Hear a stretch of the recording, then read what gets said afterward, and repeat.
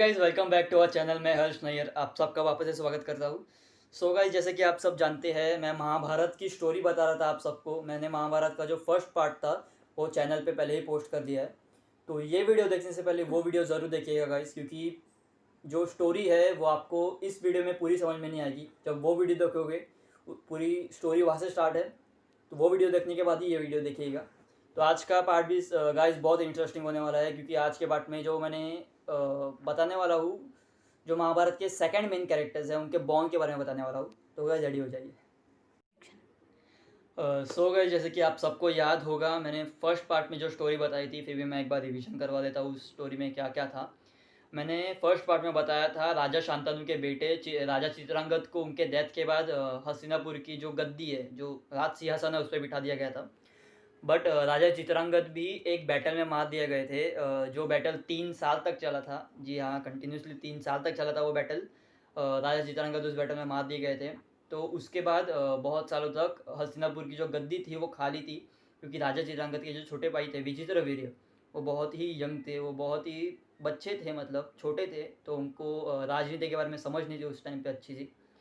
तो जो भीष्म पितामह हैं, उन्होंने सेनापति या फिर मंत्री के रूप में हस्तिनापुर का फ्यूचर का आगे बढ़ाया, मतलब हस्तिनापुर संभाला उन्होंने खुद से। तो थोड़े सालों बाद राजा विचित्र वीर्य को भी गद्दी पर बिठा दिया गया था। अब मैं ये रियल जो आगे की स्टोरी है, सेकंड पार्ट की जो स्टोरी है, वो अब स्टार्ट कर रहा हूँ। तो अब राजा विचित्र वीर्य को भी गद्दी पर बिठा दिया गया था, और उनकी शादी भी हो गई थी, जैसे कि मैंने फर्स्ट पार्ट में भी कहा था, काशीराज की 2 कन्याओं से, जिनका नाम था अंबिका और अम्बालिका। बट गद्दी पर बैठने के थोड़े सालों बाद राजा विचित्र वीर्य की भी किसी रीज़न की वजह से डेथ हुई थी।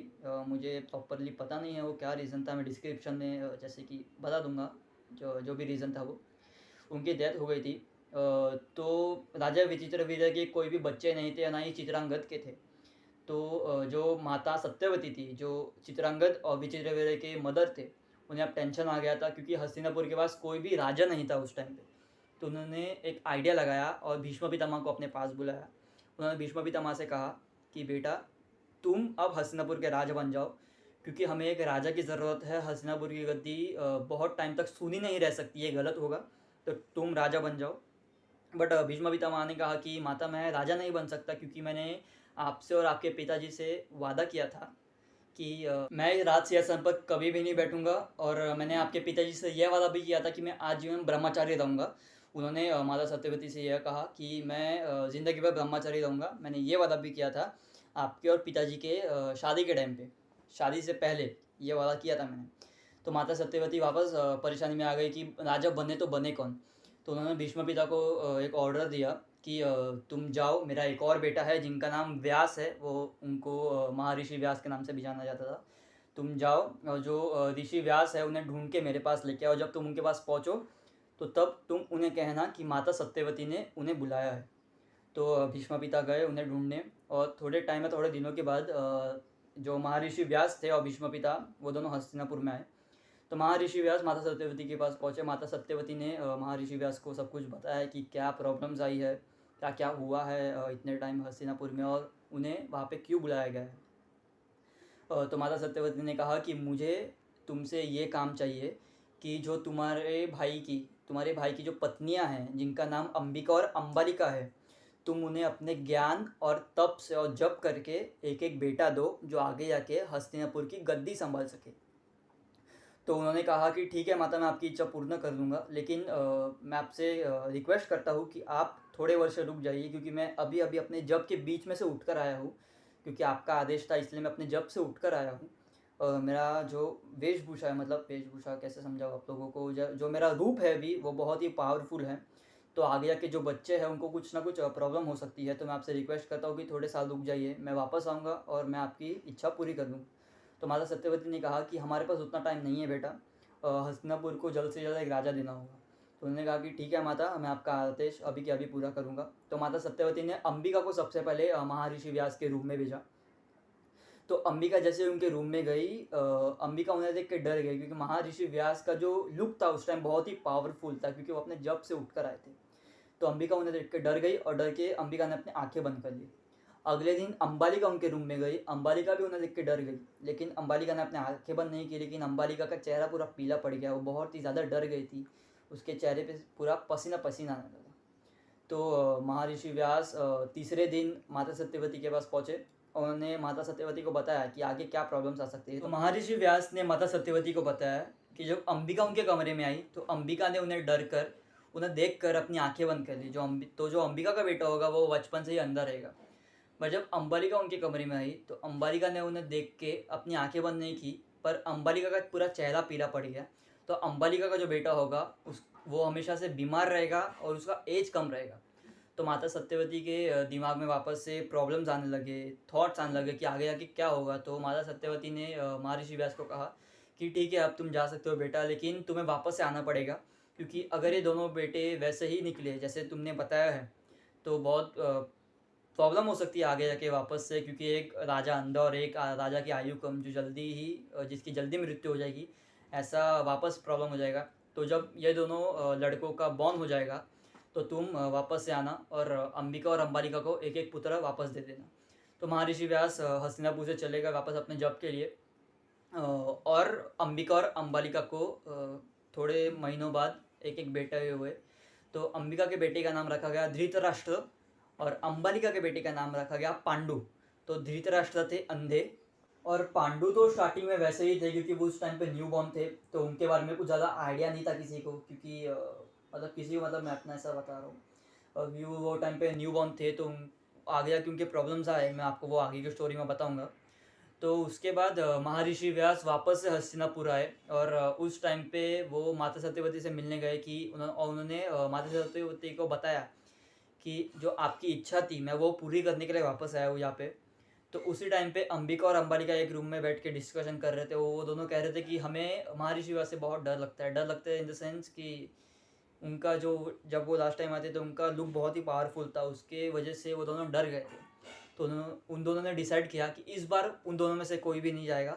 इस बार उनकी एक दासी जो थी, जो अब हम अभी सर्वेंट कहते हैं जिन्हें, इस बार उनकी दासी जाती थी वहाँ, जाने वाली थी वहाँ पे। तो अंबिका और अंबालिका ने अपनी एक दासी को उनके रूम में भेजा। बट जब दासी उनके रूम में गई, वो बहुत ही ज़्यादा कॉन्फिडेंस के साथ गई, वो डरी हुई नहीं थी, वो मतलब खुश थी ऐसे एक वे में। तो जो दासी का बेटा हुआ वो बहुत ही बुद्धिमान और ताकतवर पैदा हुआ, उस बेटे का नाम रखा गया विदुर।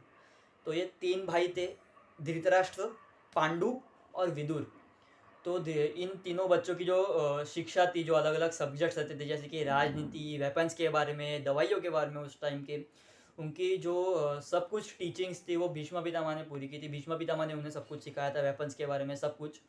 तो बड़े होकर जो धृतराष्ट्र थे वो अंधे थे और वो ताकतवर भी थे।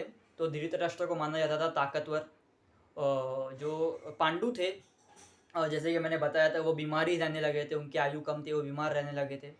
तो जो पांडु थे वो ताकतवर थे लेकिन बुद्धिमान भी थे, वो दोनों का मिक्सचर थे। और जो विदुर थे वो बुद्धिमान बहुत ज़्यादा थे, बहुत ज़्यादा बुद्धिमान थे। और ताकतवर उन्हें नहीं बोला जा सकता था, बहुत ज़्यादा बुद्धि बहुत तेज़ थी उनकी। तो आगे जाके सब सभा बैठी थी।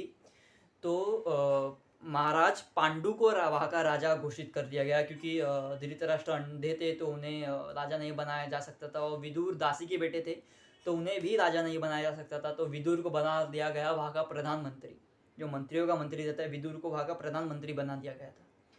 तो अब टाइम हो गया था इन दोनों की शादी का, दोनों मतलब धृतराष्ट्र और पांडु की शादी का।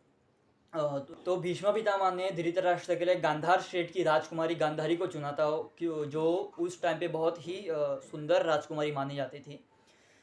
तो भीष्म पितामह अपनी पूरी सेना को लेकर गांधार स्टेट पहुँचे। गांधार स्टेट बहुत ही छोटा था, छोटा in the sense Hastinapur power में भी बड़ा था और एरिया में भी बड़ा था, और गांधार उसके मुकाबले मतलब ज़्यादा पावरफुल नहीं था।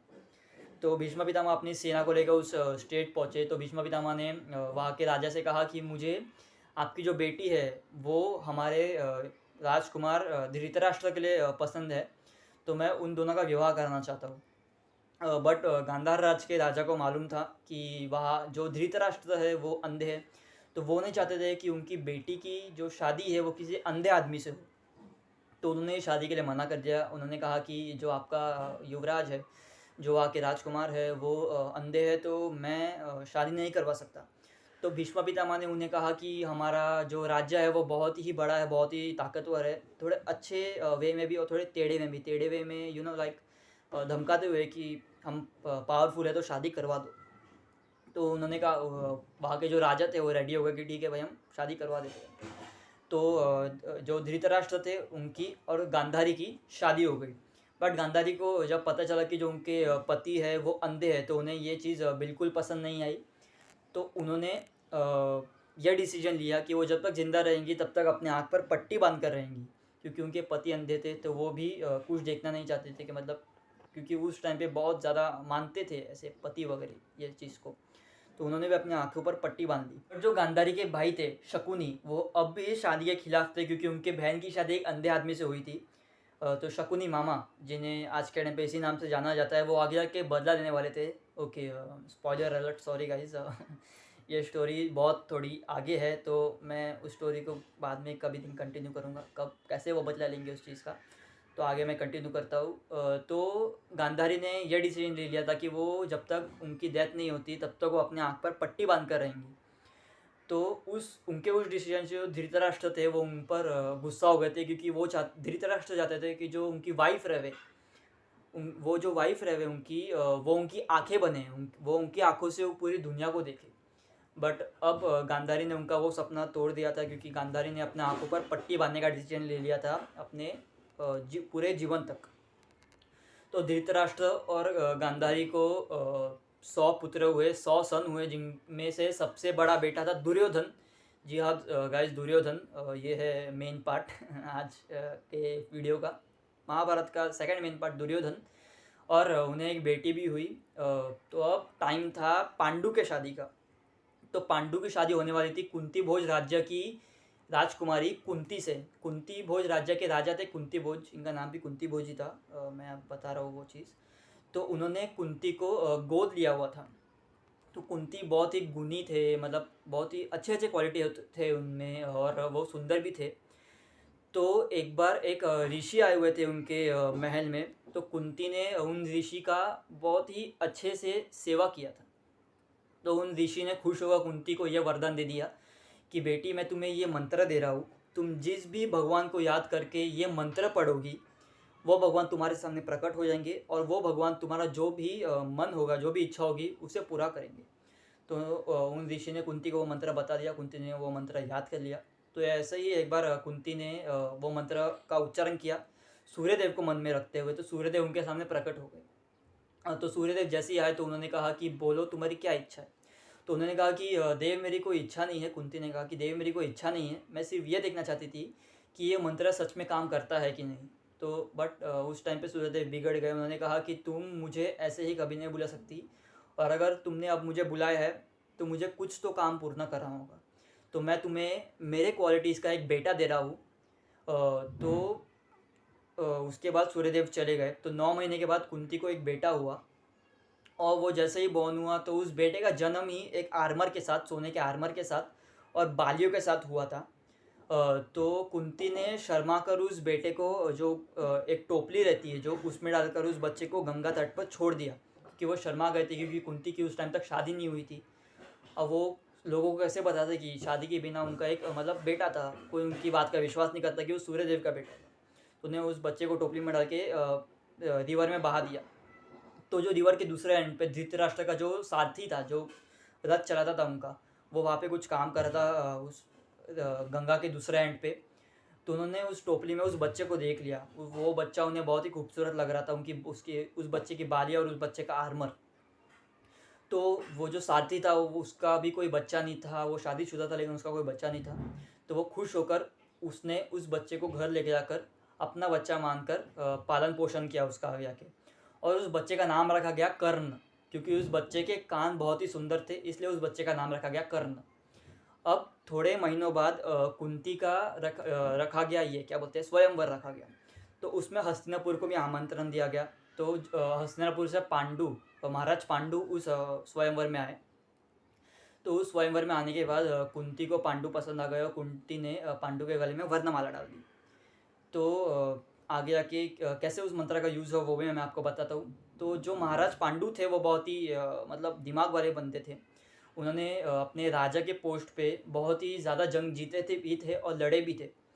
तो एक बार वो माद्र जो राज्य था एक, वहाँ पे लड़ाई करने गए थे। तो वहाँ के जो राजा थे शल्य, उनका रथ बहुत ही फास्ट दौड़ रहा था। तो उन्होंने उस राजा से उसका कारण पूछा। तो उस राजा ने कहा कि उनकी जो बहन है माद्री वो उस रथ को चला रही है। तो पांडु प्रसन्न हो गए, मतलब इम्प्रेस हो गए कि एक औरत इतना एक रथ को इतना फास्ट चला रही है। तो उन्होंने शैल्या राजा के सामने माद्री से विवाह करने का प्रस्ताव रखा। तो शैल्या राजा ने कहा कि ठीक है, मैं आपसे अपनी बहन की शादी करवा दूंगा। उन दोनों की शादी हो गई। बट जो पांडु थे वो कभी भी पिता नहीं बन सकते थे उनके उस श्राप की वजह से, जो उनको एकदम स्टार्ट में मिला था उनके बॉर्न के टाइम पे कि वो बीमार रहेंगे। तो उस वजह से वो कभी भी पिता नहीं बन सकते थे। तो कुंती ने अपने उस जो उनका जो स्पेल था, जो उनको मंत्र मिला था, उस मंत्र का यूज़ करके उनको शिवजी की कृपा से 3 बेटे हुए, जिनका नाम रखा गया युधिष्ठिर, भीम और अर्जुन। और माद्री को 2 बेटे हुए, जिनका नाम रखा गया नकुल और सहदेव। तो ये 5 थे पांडव, जिनका वो कहा जाता था पांडव। युधिष्ठिर, भीम, अर्जुन, नकुल और सहदेव, ये थे पांडव। और दुर्योधन और उसके भाई बहन, उन्हें कहा जाता था कौरव। तो पांडव और कौरव का जन्म यहाँ से शुरू हो गया था। और पांडव और कौरव में आगे आके बहुत से प्रॉब्लम्स आए, वो आपको मैं नेक्स्ट वीडियो में बताऊंगा। थैंक यू गाइस आज का वीडियो देखने के लिए और हमारे चैनल पर विजिट करने के लिए। और गाइस मैं आपको बताना भूल गया कि आज के वीडियो के एंड में एक स्लाइड रहेगा जहाँ पे आज की वीडियो के बारे में क्वेश्चंस रहेंगे। तो अगर आपने आज का वीडियो बहुत ध्यान से देखा रहेगा तो आप इस क्वेश्चंस को इजीली आंसर कर पाएंगे। और इनका आंसर आप कमेंट बॉक्स में लिख सकते हैं। मैं पक्का आपको बताऊंगा कि आपका आंसर राइट है कि रॉन्ग है। सो गाइज, अगर आपको आज का वीडियो पसंद आया हो तो उसे लाइक कीजिए, कमेंट कीजिए और ज़्यादा से ज़्यादा शेयर कीजिए। और सब्सक्राइब बटन दबाना ना भूलें और साथ में साथ बेल आइकन भी, ताकि हम जो भी आगे इंफॉर्मेटिव वीडियोस बनाते रहे उसके आपको नोटिफिकेशन मिलते रहे। Thank you.